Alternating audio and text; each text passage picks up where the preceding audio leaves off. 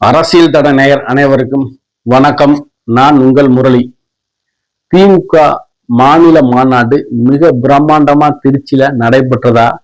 திமுக வட்டாரத்தை திமுக மாவட்டத்தில் கூட அங்க இருக்க அமைச்சர்கள் சூப்பரா நடத்திட்டா அப்படின்னு பெருமையா பேசிக்கக்கூடிய இந்த டயத்துல யார் முதலமைச்சர், நீங்களாம் அறிவாலய வாங்கப்பா, உங்களுக்கு மொத்தமா வேட்டு வச்சதை அடங்குவீங்க, 10 லட்சம் பேரை கூட்டு வந்தீங்களே, என்ன கூட்டத்தை ஒருவேளுங்கான பின்னாடி பூரா எல்லா சேரும் எம்டியா கிடக்கு, என்ன இப்படி பண்ணிட்டீங்க, எல்லா பேரும் அறிவாலயம் வர்றீங்க, உங்களை வச்சு அடிச்சாத்தே நீங்க சரி பண்ணுவீங்க அப்படின்னு முதலமைச்சர் ரொம்ப கோபமா போயிட்டாரா? இது ரெண்டாவது விஷயம். இது கூட முடிஞ்சா பரவாயில்ல, அறிவாலயத்துல இப்ப வரக்கூடிய சட்டமன்ற தேர்தலுக்கு தொகுதி பங்கீடு பேச்சுவார்த்தை நடந்துக்கு இருக்கான். இதுல முக்கியமா இருக்கக்கூடிய நாங்க 2019 வந்து தொடர்ந்து 3 தேர்தல் 4 தேர்தலா உங்களோட கூட்டணியில பயணிக்கிறோம். எங்களுக்கு ஒரு ராஜ்யசபா சீட்டு தரணும் உங்களுக்கு என்ன வந்துச்சா? ஆனா புதுசா வந்த தேமுதிக ராஜ்யசபா சீட்டு மேலும் எங்களோட எம்எல்ஏ சீட்டு அதிகமா கொடுக்குறீங்களே, என்ன தலைவா அதெல்லாம் நியாயமா?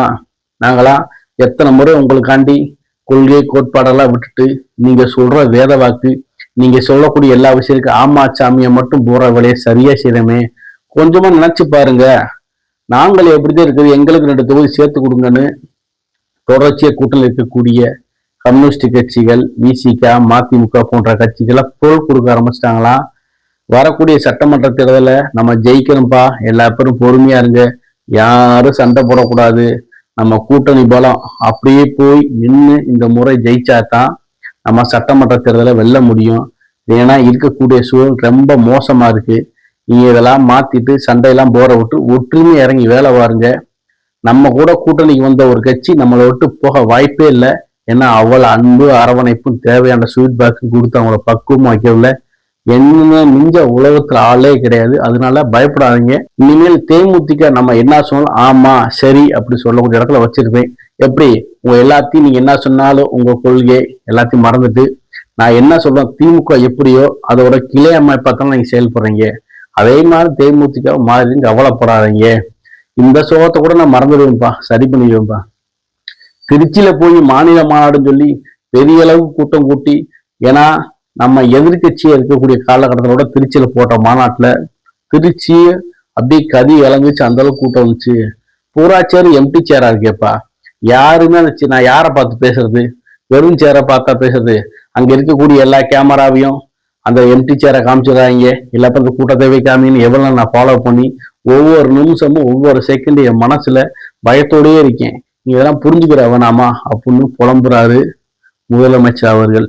கூட்டமே பெரிய அளவுக்கு இல்லையா, இதனால நேரு அவர்களை கூப்பிட்டு அன்பு பரிசுகளை வாரி இறக்கணும். வாங்க எல்லா பேரும் அறிவாலயம் வாங்க, உங்களுக்கு நிறைய கிஃப்ட் வச்சிருக்கேன், நீங்க செஞ்ச வேலைக்கு அள்ளி தரப்போறேன், வாங்க வாங்க சொல்லிட்டு போயிருக்காரா. ஒரு மாவட்டத்துல நடக்கக்கூடிய மாவட்ட கண்டன ஆர்ப்பாட்ட பொதுக்கூட்டத்துல கூட கூட்டம் எக்கடி செக்கடியா இருக்கும். ஆனா இங்க கூட்டம் என்பதே கிடையாது. ஒரு மாநில அளவு நடக்கக்கூடிய திமுக ஆளுங்கட்சி 5 ஆண்டுகள் மக்களுக்கு தேவையான விஷயங்களை அள்ளி அள்ளி இறைத்த கட்சி அப்படின்னு பெருமை பீத்தலா பேசுறீங்களே, இந்த பீத்தலுக்கு தகுந்தாப்புல எம்பிட்டு பேத்த கூட்டு வரணும். திருச்சியில எல்லா பக்கமும் கூட்டம் நம்பி வழியணுமா இல்லையா? நீங்க 21 கட்சி கூட்டணி வச்சிருக்கீங்க. ஒரு கட்சிக்கு 10,000 பேர் வச்சா கூட 2,10,000 பேர் வரணுமா இல்லையா? மேற்கொண்டு உங்க கட்சியில நீங்க வந்த கூட்டமெல்லாம் உங்க அன்பு உங்க ஆதரவு, நீங்க 5 ஆண்டுகளா செய்யக்கூடிய சாதனையை பார்த்தா வந்திருக்காங்க. ஏதோ உங்களால குடும்ப 300 400 500 600 ஏதோ ஒரு மனசார எவ்வளவு மாவட்ட வாரியாக தொகுதி வாரியாக பிரிச்சு தமிழ்நாடு ஃபுல்லா கூட்டு வந்திருக்கீங்க. கூட்டு வந்த கூட்டத்தை முழுசா கூட்டு வந்து காமிக்கணுமா இல்லையா? வெறும் கூட்டத்தை பார்த்து மனசு வந்து இருக்காரு முதலமைச்சர். இதெல்லாம் நேர்மையாப்பான்னு அங்கு உள்ள திமுக வட்டாரங்கள் புலம்புறாங்க. சில ஊடகங்கள்ல சில சமூக ஊடகங்கள்ல ட்ரோன் கேமரால பார்க்கப்பட்ட சில காட்சிகள்லாம் பார்த்தீங்கன்னா வெறும் எம்டி சேராவே காணப்படுகிறது. சேர்ல ஒரு ஆளுமே இல்லை, சும்மா ஃப்ரீயா இருக்கு. ஜாலியா ஓடாத படத்தை போய் பார்க்க போனா பொறுத்தாங்க, ஒரு ஆள் ஒரு சேர்ல காலை வச்சு ஒரு சேர்ல கையை வச்சு பார்த்துக்கிற மாதிரியா கூட்டங்கள் இருந்துச்சு. பெரிய அளவுக்கு அலமோதிட்டு உள்ளே நுழைய முடியல, வெளியே வர முடியல சொல்லக்கூடிய அளவுக்கு கூட்டம் இல்லை. இது முதலமைச்சருக்கு பெரும் மன உளைச்சலை உருவாகிச்சான். அதான் முதலமைச்சர் சைலண்டா இருக்கான். ஈடியில இருந்து பல்வேறு நெருக்கடி கொடுக்கப்படுது, பல்வேறு பிரச்சனை கொடுக்கப்படுது. அதை பத்தி ஏதாச்சும் முதலமைச்சர் ஒரு வாய் திறந்து நாங்க பாத்துக்கிறோம், எங்களை மீது எதுவும் செய்ய முடியாது ஏதாவது சொல்லுவாங்க பார்த்தா இதை பத்தி எதுவுமே கண்டுக்கல. அதனால அவர் மிகுந்த மன உளைச்சல் இருக்காது. செந்தில் பாலாஜி அவர்களுக்கு கொடுத்த ஒரு ஆதரவு கூட கொஞ்சம் கூட அதுல ஒரு பொட்டு அளவு கூட நாங்க அமைச்சர் கொடுக்கலங்க திருச்சிக்கார அமைச்சருக்கு.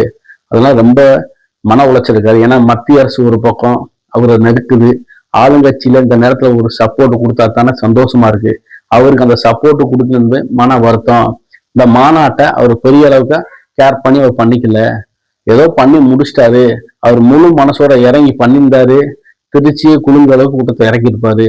அவரே பல்வேறு பிரச்சனைல பல்வேறு சிக்கல்ல இருக்காரு. அவர் அதை பத்தி யோசிச்சு அவருக்கு டைம் போயிடுச்சுங்க. என்ன செய்ய, என்ன இப்படி பல்வேறு குழப்பங்கள் இருக்கு. திமுக ஒரு கூட்டணி குழப்பம், உள்கட்சி குழப்பம், திமுக தொடர்ச்சியா குழப்பங்கள் வரும். 21 கட்சிகளுக்கு நல்ல வயிறார சாப்பாடு போடணும், அவங்களுக்கு சேமிக்க தேவையான ஸ்வீட் பாக்ஸும் கொடுக்கணும். அப்பத்தான் இந்த 21 கூட்டணி கட்சிகளும் எங்கிட்டு பிரிஞ்சு செதறாம இருக்கும். இந்த 21 கூட்டணி கட்சியிலும் கொண்டு போகணும். திமுக மாவட்ட வாரியாக எல்லா இடத்துலயுமே உள்கட்சி பூசல் இருக்கு. புதுசா கட்சியை இணைச்சவங்களை சீட்டு தரணும். இப்படி பல்வேறு பிரச்சனைகள் இருக்கு. இதெல்லாம் தாண்டி 2026 சட்டமன்ற தேர்தலில் 2.0 திராவிட மாடல் ஆட்சி அமைய போவது எப்படி, எப்படி மக்கள் வாக்களிக்க போகிறாங்க, என்ன மனநிலையில் திமுக இருக்கிறது. என்டிஏ கூட்டணி ஒரு பக்கம் பல வாய்ந்த கூட்டணியா போய்கொண்டிருக்கு. விஜய் ஒரு பக்கம் ஆட்டை கலைச்சவர்களை மிக சூப்பரா செய்தாரு. சீமா ஒரு பக்கம் அங்கிருந்து கத்திக்கிட்டே இருக்காரு. இதுக்கு நடுவுல திராவிட 2.0 ஆட்சி எப்படி தமிழ்நாட்டுல மலர போகுது, என்ன நடக்க போகுது, அடுத்து வரக்கூடிய ஒவ்வொரு விஷயங்களும் அடுத்தடுத்த காணொலியில் முழுமையா பார்ப்போம். இந்த வீடியோ பிடித்திருந்தா சப்ஸ்கிரைப் பண்ணுங்க, கமெண்ட் பண்ணுங்க, ஷேர் பண்ணுங்க, லைக் பண்ணுங்க. நன்றி, வணக்கம்.